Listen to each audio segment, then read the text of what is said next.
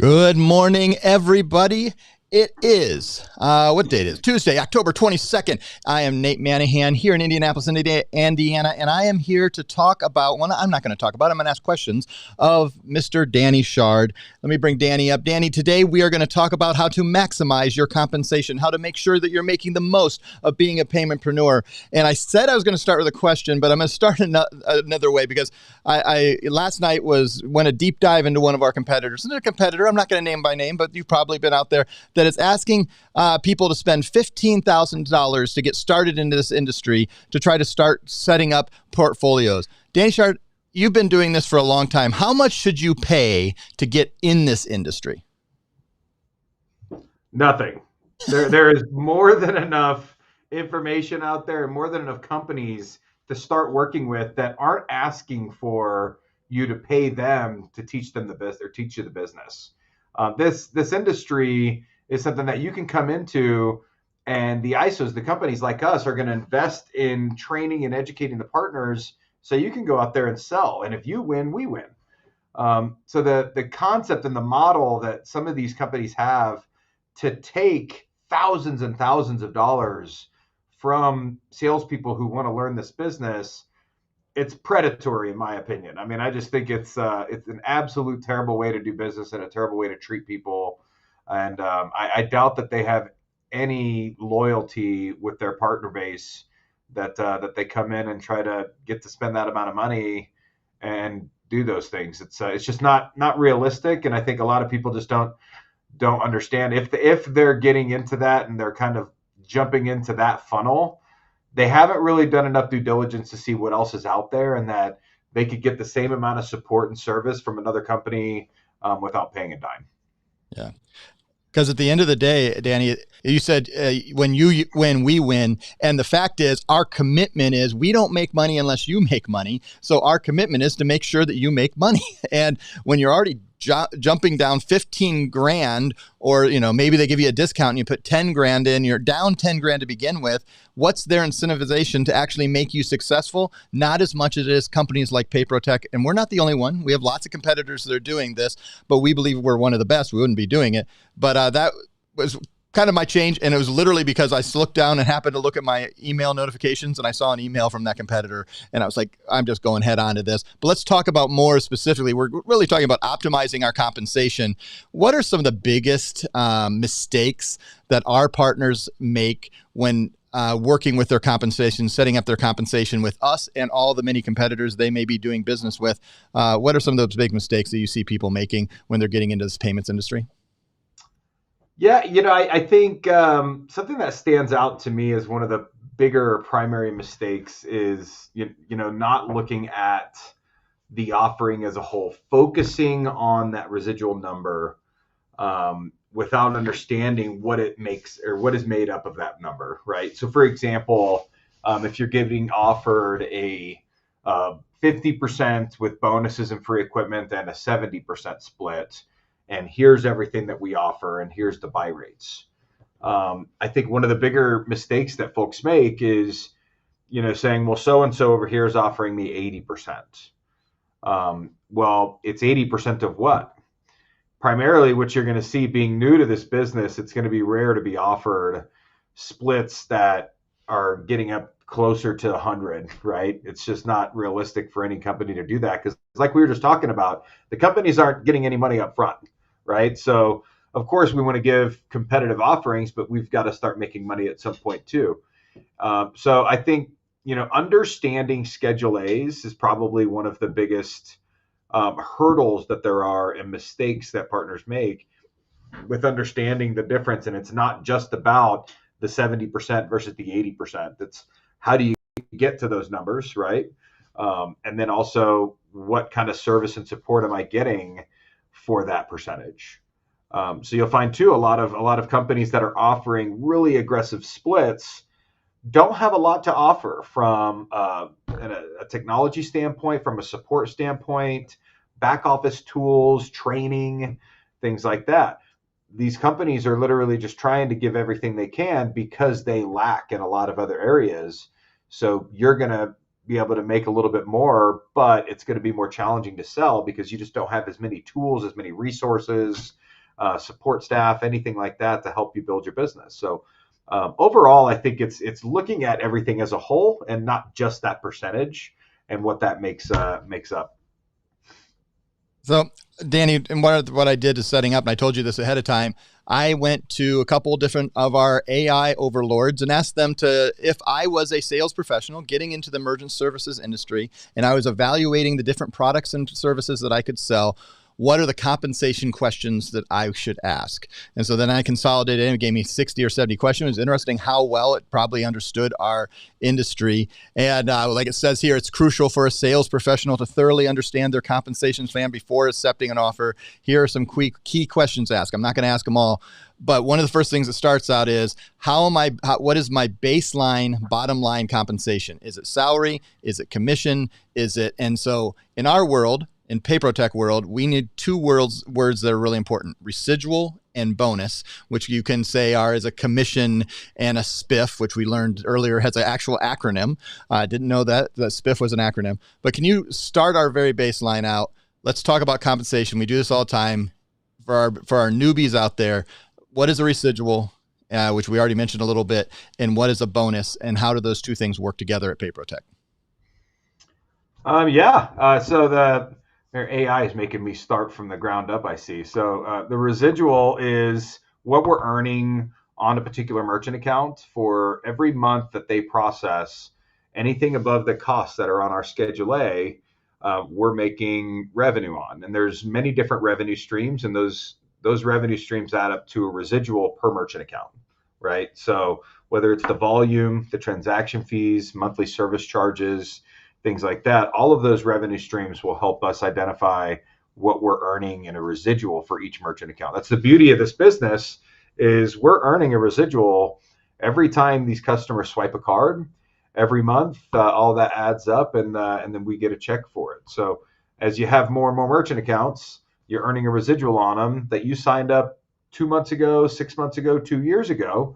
You're continuing to earn that residual each and every month on those accounts that are still processing with you. So it's a beautiful thing in our business. Tying in bonuses, a lot of partners and sub partners, especially as well, that are just getting into this business, they don't necessarily have that large amount of capital to throw out or to pay themselves as they learn a new business, right? So having the bonuses to earn up front to where you can get some quick revenue coming in when you sign a deal is massive, because it takes 30, 60, 90 days before you really start seeing a return on the residual, right? So for that to kick in from the installation to the merchant actually doing their first full month, 30, 60 days before you see that residual kick out. So you need to get paid before then, usually, right? So the bonuses help you get some upfront capital, keep the gas in the tank, food in the belly, keep the wheels turning as you're building this book of business until you build it up enough to where that residual can take over, and that residual is now basically covering all of your costs and all of your bills and your overhead. And then so the bonuses can really kind of be your stepping stone to get you there. And then what does that look like long term? Is it something that you want to continue to get those spiffs and get those bonuses and earn that residual, or that, and it's usually a lower split, right? So you're getting free equipment, bonuses, and a lower split residual. Or as you've kind of hit that tipping point and you're able to cover your cost and your overhead through your residual, do you want to forego those upfront bonuses and start to make a higher residual split? And so that's something that we work on constantly to help partners identify revenue per deal, create pro formas to get to here's where you should be at month 6, at month 12. So you understand kind of what you have to look forward to and can make the right decision for you and your family of which revenue streams you want to do. Having the options and the choice to pick the revenue per deal is something that I'm a big advocate for, and something that I really want to help people understand, is that you don't have to commit to a certain Schedule A right now. You don't have to commit to a certain split right now as you're just getting started. You're going to have these options and can continue to have more options as you build and grow your portfolio. And my guess is for those, we started with a kind of a newbie question that you then moved into more of an advanced person that's been in this industry for a little more longer. And I think people would be surprised to know that you have a lot of flexibility when it comes to setting up our compensation packages. We certainly have our baseline ones, the ones we start with, but that we can build our packages and build the different revenue IDs differently. Can you talk a little bit about what that flexibility looks like and how you might use that to help a partner set up their business the way that's most successful for them and for us? Yeah. So having flexibility in your Schedule A's and in the residual revenue that you have the potential to earn is something that you should have right out of the gate, as you build your portfolio. So what we're referring to is, like I was just saying, the the lower schedule of residual, the lower percentage of residual, right? So say a 50% split means we're going to split residual revenue right down the middle, right? Whatever this account earns over the costs on our Schedule A, we get 50% and you get 50%. But then with that, you get bonuses, you get free equipment options, and so you get additional spiffs, which, like Nate said, is an acronym that I had no idea about. But you get additional incentives for boarding on that. So we're splitting the residual revenue. You'll get bonuses, you'll get free equipment options, and things like that. Then you've got an option for a higher split. This is where I'll typically work with partners on more valuable merchants. That really you can see you earning a long-term residual with them. You want to maximize what that residual is each and every month. So you've got merchants doing 200, 300, 500K a month or more. You really want to consider that higher residual split because long-term, that is going to help pay off way more than what you earned on the bonus, right? So, and that's what we're working with partners every day. So understanding your schedules, understanding the residual revenue opportunity and how that can differ per account is important. And that's something that we can help you with. And I think what happens a lot of times in our industry, and we want to highlight one, well, we are going to answer any questions you have. You're making some comments over there in the chat room there on YouTube. We appreciate that. We'll get to any questions if you have them at the end. And I forgot to mention, Danny is suffering for us. It is a sunny day, and that sun is coming through bright and through his window. And he chose not to go into the sunglasses. But so you can tell what kind of weather it is there in Glenwood Springs, Colorado. All good. It is good. So, Danny, one of the things I think a lot of times is there's a liability that comes when you take the bonuses. That merchant then needs to process for X amount of time in order that a clawback doesn't happen on those bonuses. There's some flexibility in the risk they may take on that clawback if they're working, but they need a little bonuses. Talk about the difference, because right now we have multiple bonus structures. We have an upfront bonus based on activation. We have a true-up bonus. Talk about some of the flexibilities that can come and that you may be able to say, okay, if you're going to work in this area, this may be a better bonus structure for you. It's not just one size fits all when it comes to our bonuses. Yeah. So the bonuses, we can customize bonus plans as well, but the standard bonus plan that we do for 98% of our partner base is our peak bonus, which comes with a profitability multiplier. That's a mouthful. We don't like saying profitability multiplier 1,000 times a day, so we call it a true up. And so each account basically gives you an upfront bonus based on that first month's residual. We will then take our earning and multiply it by 12 or 14 to give you a total bonus. And that sounds aggressive. That sounds like a lot, and it is, especially when merchants are doing dual pricing programs, flat rate programs with higher rates. I mean, things like that really can increase the profitability of an account. That increases the bonuses, right? So you can get 50% of a residual, but then say that account that does, $30,000 a month. Which is a good business for sure. And with PayProTec, that's about our average merchant. It does about $30,000 in monthly processing volume. So a $30,000 a month merchant on dual pricing on our Edge program is going to bring you on a 50% split. You're going to earn about $300 a month. We'll say we boarded that merchant on our Pay Anywhere program, right? So you got them set up with Pay Anywhere. They love it. It works perfectly for their business. You get a $600 bonus when that merchant gets approved or gets activated, excuse me. So $600 right out of the gate. That first full month, they do $30,000.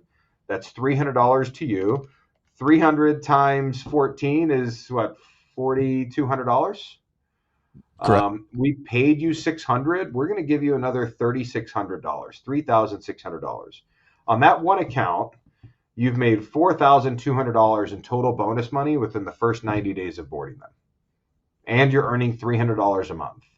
Now that's a lot of revenue that you're getting for that account, right? And it's like Nate's talking about, we've got some protections in place for us and ways that you need to continue to support those merchants to ensure that you keep that 4,200. If the merchant has to leave, if they cancel account for whatever reason, hopefully it's not because they're not getting the support from you. Then we have to pull that bonus money back. Otherwise, we're losing money. So it's something that we try to make sure everybody's aware of the advantages and of the potential risks that you're going to take whenever you're taking bonuses. And I don't even like saying risks. It's more of what responsibilities that you have to ensure that you're going to keep that revenue, right? And so we want to be able to pay the big bonuses, but we also have to have some protections in place. And those protections you're in control of, right? You're in control of support, making sure they're set up with the right solution, making sure they've got the correct pricing structure that they need for their business. These are all things that we can do to ensure that we hold on to these accounts well past that liability period and for years to come, so you can continue earning on them. Are there partners that are starting to, Danny, to take smaller bonuses, but some bonuses, instead of taking the $4,200 bonus, they're going to say, I'm only going to take 6 because I don't know if this merchant's this is a new business and I don't want to take that much risk. I know it's not risk, but they don't know that they're going to be in business 12 months from now and be able to live out to that liability they have. Are there times where they're taking smaller bonuses, but still keeping them on different splits where we're able to customize the bonus structure a little bit? So we've done that a couple of times for some larger producing partners that are choosing just to take like a flat bonus, which is a manual process for us. I think one of the most popular ways, Nate, that we're seeing is partners not taking an upfront bonus and having us do that profitability multiplier, that true up from 0. So that way they're not getting an adjustment back because there's so much unknown. And the partner just doesn't want to have an adjustment on a true up because the account just did so little volume that first full month. But the thing that I want everybody to remember is that we can get creative, right? Every deal, although this bonus structure is automated and it's built to cater to the masses, every deal is different though, right? And we know that some merchants are going to have seasonal months. Those merchants probably aren't the best fit for a bonus program if they're only producing 3 to 6 months out of the year. But then there's also other scenarios, right? They're converting to a point of sale system. They're, adding to their current business, right? So what they do this month is really going to be 3x in 2 months. So we understand that every opportunity is different, and we want to help our partners make adjustments and tweaks to our automated bonus structure that just might not be a good fit for a particular merchant. So we can help with that. And I think one of the things is, as we do business together, don't come looking for, hey, I want a new compensation schedule for this $12,000 a month merchant. That's not good business for either of us. But as we're doing lots and lots of deals, as we get into deals that are highly profitable, there may be reasons to call Danny up or in his team and say, let's make sure we're looking at this in the best way and creating customized options for that. So it's not when you start with us. So if you're watching this and you're a newbie, work with our team. Let's get you up and running, learning the system. And then as you grow, you're going to see that there are other opportunities.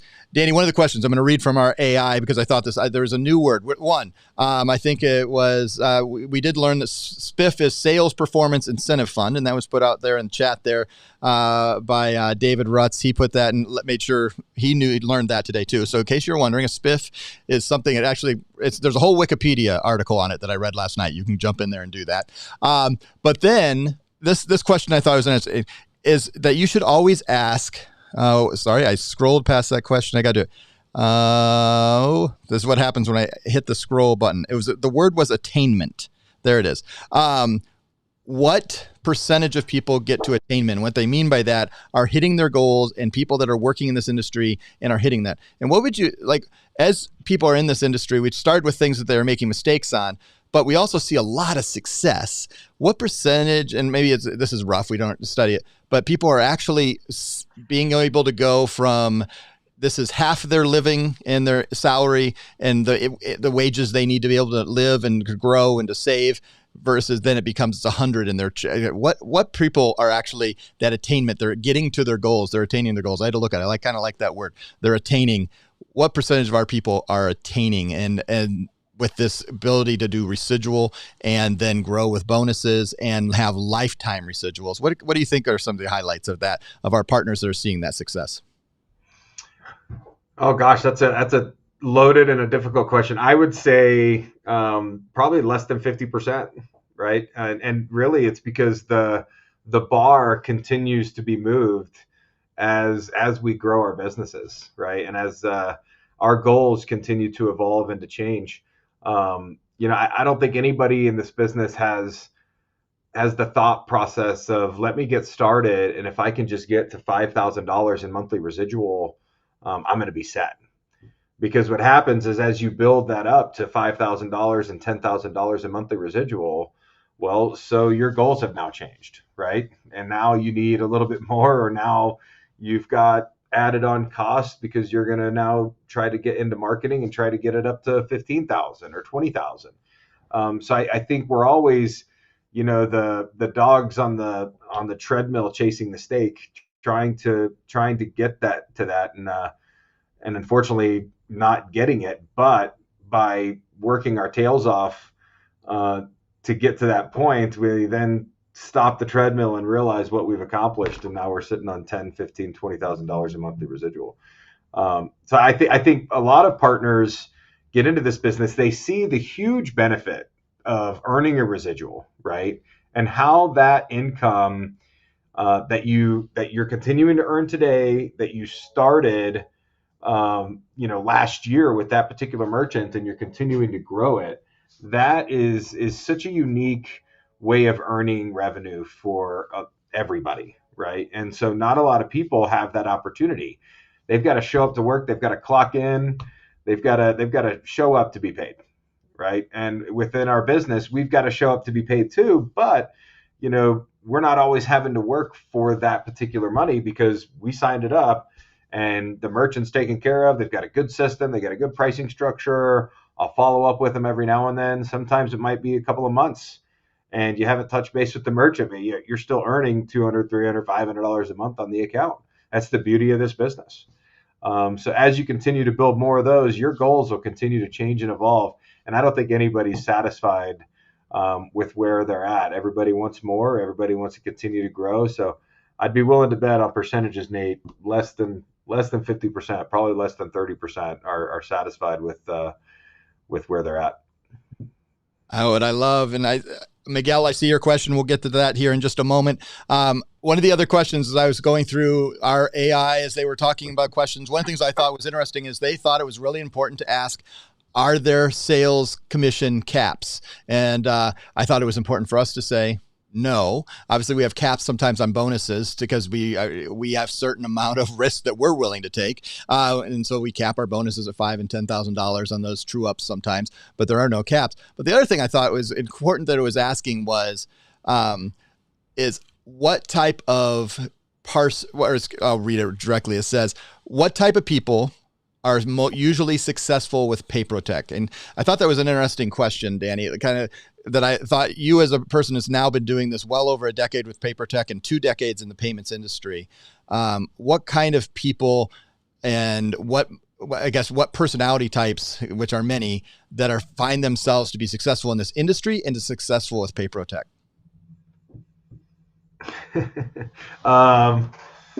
I would say, people that are hungry, people that are motivated, are seeing the most success, right? And I think this business, accommodates a lot of different people, a lot of different personalities, because you're servicing a lot of different people and a lot of different personalities with their own different businesses, right? That the most successful are the ones that are the most accommodating and aren't as, I don't want to say hard-headed, but aren't as not able to adjust to different scenarios, right? whether it's different types of merchants, different energies, different everything, right? Political beliefs, right? Which I see all of it, and some partners are just not interested in doing business with those that aren't on the same page as them, whatever it is. And I think the most successful people look past any of that and really just adjust and deal with the people that are in front of them and stay focused on the job and on providing a service and getting the business set up to accept payments and overlooking a lot of the junk that can be on the backside of it, whether it's a restaurant, whether it's a financial business, anything like that. There's a lot of different people out there. I think the most successful are those that are adjusting to each and every situation and can be friends with anybody. Because that's really what we're doing, right? We're creating relationships, partnerships, friendships with the people that we do business with these merchants. For the most part, we've got partners that are doing call centers that just don't have the ability to create that deep of a friendship, if you will. But they are able to develop a relationship with people. So I think that's the partners that are the most successful, is those that are able to kind of overlook everything and just basically be a normal person, is what Brian Linkey would say. I like it. Well, and I'm going to say, if you look over my shoulder over here, it says, I guess in I'll read it to you because it does blur out a little bit over there. It says grit, a noun made up of hustle, passion, and perseverance. And those, I don't think it's not the type of person at PayProTech or in payments that succeed.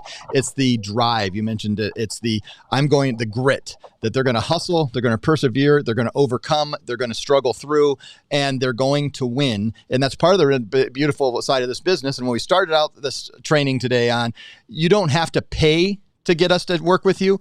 We get paid when you get paid. And that is a winning scenario, because our growth doesn't happen unless we see more partners submitting more business with more volume. And so when you have that kind of winning situation, I think you have your best case scenario. Now, let's see. We'll take any questions, Danny. I will jump in this because I always think it's good when we have people jump in there. Miguel, who's been with us in the past, said this: is there training available for our partners that want to jump back into the industry? And I want to jump up and down and say, yes, yes, yes. Danny, what would you say? Yeah, absolutely. We've got some of the best trainers, I think, in the industry. Mike, Jenny, they are extremely thorough. And really, they love doing one-on-ones to learn what everybody's business approach is going to be, right? Because everybody is a little bit different. So whether your focus is going to be going after a particular vertical, or if you just want to learn everything and really kind of load your gun, they're going to be there to help. Yep. And what I think ultimately is, we're here to work together, and those trainers, man. David Rutz. Hey, David. It's been a long time. Cool to see his name on there. All right. So if you guys have any questions, you can always email us at partners@payprotec.com and get connected. And that is the fastest way to get service. That is the clearinghouse of how fast emails can get certified. The people who are managing that usually aren't answering the questions directly. They're getting them to the people that can answer the question, and it happens so fast. And so that's where I always suggest you start. Danny, as we close out, what would you say to our partners who are already here that may be going, you know what, I've probably made a couple mistakes on where I set up, and they would want to rethink their strategy of which IDs they use or what their compensation structure is? And then what would you say to those who are just starting out with us, who, they don't even submitted their first business? What would you say they would do to best optimize their compensation? But we'll start first with our people that have been here for a while. Yeah, so for partners that have been here for a while, I think looking at how you're currently, where you're placing most of your business as far as your compensation structure is important. To kind of stay on top of what you're doing today will impact what your revenue is 12, 24 months from now, right? So considering that, if you're more established and you can start to consider looking at higher splits, looking at some custom ways that we can help you overall earn more in the long term, let's do that, right? Let's stay engaged. Let's stay learning. Let's come up with goals, come up with pro formas, figuring out ways that we can really kind of open your eyes to there's more than just the bonus. There's more than just the higher split, right? There's a lot of flexibility in between. and making sure you're making the right decisions for each different opportunity that you have. Because that's something that I see happening a lot is, large opportunities, for example, going into lower splits and bonuses. And now, granted, you'll get that big bonus, but you would have made up that bonus in 4 or 6 months by taking the higher split, and that's going to earn you more long term. So that's not something that you're going to hear, I think, from other ISOs. Other ISOs are going to constantly try to make sure you're making the decision that's going to benefit us the most. And what we really try to do is make sure all the options that you've got available so you can make the right decision for you. Like Nate said, like we've always said here, like if you're winning, we're winning. And we want to make sure you know how to win and that you're taking advantage of everything that you've got. Perfect. And how about the newbies, those who are just getting started with us, Danny? Obviously, they have their first compensation structure. We always set them up with 2 IDs, a bonus ID and a non-bonus ID. When they're getting started, should their most basic questions be just to make sure they're maximizing their compensation from day one? I think for those that are just getting started, it's a no-brainer to utilize the free equipment options, the bonus plans.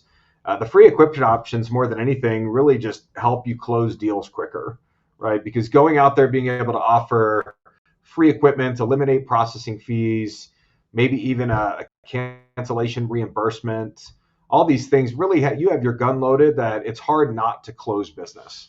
So I think it's important that as you're looking to get started, I've got a little bit of a thing here, so trying to utilize it. As you're looking to get started, try to take some of the pressure off of you by using some of these tools that you've got available to get some deals closed. As you build that book of business up, then we can start talking about different ways for you to have options to earn the revenue that you want to make. If you're just getting started, but you don't necessarily need that capital infusion, right? You don't need the bonuses. You've got some money to help you kind of get going. That's great. Then let us sit down and kind of help you understand what this looks like 2 years, 3 years, 5 years from now. We love creating these pro formas, these goals of deal count and volume and what that flow looks like over a 6-month and 12-month period to give you an idea. So whenever we meet again in October of next year, hopefully you're right here where we thought you were going to be or beyond that. And if you're not, then we'll look back and see what your production looked like month over month and what might have changed, what might have caused you to not hit those numbers. We constantly want to work with you to make sure you're staying on task. And we know that not everybody has that type of support structure outside of PayProTech. So use us. Let us help you do it. Perfect.